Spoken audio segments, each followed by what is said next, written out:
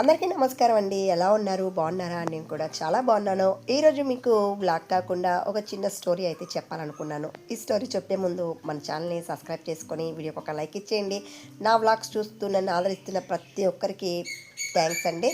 ఇంకైతే స్టోరీలోకి వెళ్ళిపోదాం. హస్తినాపురం అనే ఒక గ్రామం ఉందన్నమాట.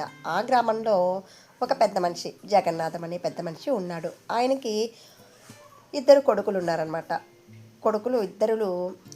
అన్న చాలా తెలివిగలవాడు. తమ్ముని మోసం చేయాలని చూస్తూ ఉంటాడు. ఈ ఇద్దరు కొడుకులు క్రమంగా పెరిగి పెద్దయ్యారు.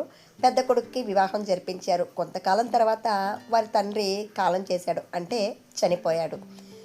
తండ్రి చనిపోయే ముందు పంపకాలైతే చేశాడు. ఏదో కొద్దో గొప్ప ఉన్న వారి ఆస్తుల్లో ఒక ఆవు, రగ్గు, పొలం, మామిడి చెట్టు, ఈ విధంగా ఆయనకున్నవి ఇద్దరికి సమానంగా ఇచ్చాడు. ఇద్దరు సమానంగా చూసుకోండ్రా అని చెప్పేసి కాలం చేశారు. ఇంకా ముందుగానే మోసం చేయాలన్న ఆలోచనలో ఉన్న అన్న తమ్ముడి అమాయకత్వాన్ని ఆసరాగా చేసుకొని ఈ విధంగా చెప్పాడు.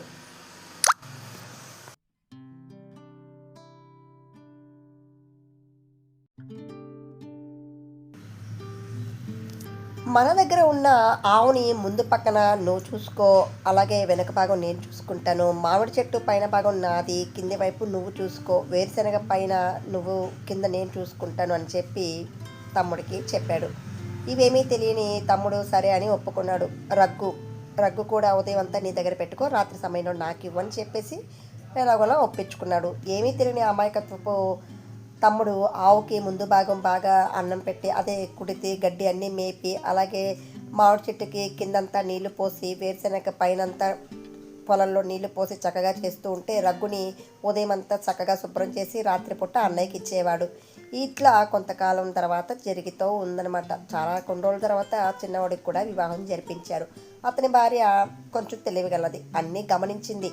భర్త అమాయకత్వం చూసి బాధపడింది. వారికి ఎలా బుద్ధి చెప్పాలో అనే ఆలోచనలో పడి జరిగిందంతా భర్తకి వివరంగా చెప్పింది. అన్నీ విన్న భర్త సరే అని ఒప్పుకున్నాడు.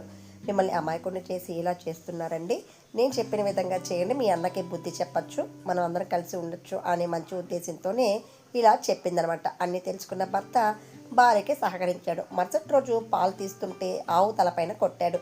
ఆవు పాలు ఇవ్వటం ఆపేసింది. ఎందుకు అనగానే ముందు భాగం నాది కదా అన్నయ్య అన్నాడు. సరే, తర్వాత ఆ మామిడి చెట్టు ఆ సంవత్సరం బాగా పూత వేసింది. చెట్టు నరకటానికి వచ్చి నిలబడ్డాడు. వద్దురా అని చెప్పాడు. ఎందుకన్నయ్యా, నాది కదా కింద భాగం, నేనేదన్నా చేసుకుంటా అని చెప్పాడనమాట.